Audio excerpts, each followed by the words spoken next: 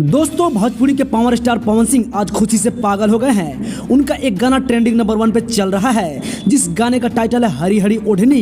इस गाने में म्यूजिक देने वाले लड़का प्रियांशु सिंह को उन्होंने 11 लाख का तोहफा दे दिए हैं। हरी हरी ओढ़नी सुपर हिट गाने का हिट होने पे पवन जी की तरफ से एक छोटा सा तोहफा भाई को पाना, ये म्यूजिक डायरेक्टर प्रियांशु सिंह को। वाह मेरा भाई, ऐसा ही नाम करवाओ, खूब आगे बढ़ो, मस्त रहो एकदम।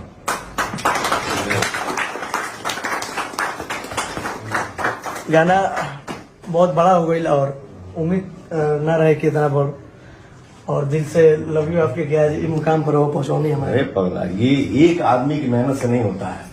हम सब भाई हैं, एक परिवार है, मिल के मेहनत करते हैं। तो जो हमारा ऑडियंस है, जो हमारे लिए भगवान है, तो उनका प्यार मिलता है। तो आज हम लोग यहाँ खुशियां मनाते आ रहे हैं और हमेशा मनाएंगे, और ऐसे ही हम लोग मेहनत करते रहेंगे। जय माता दी।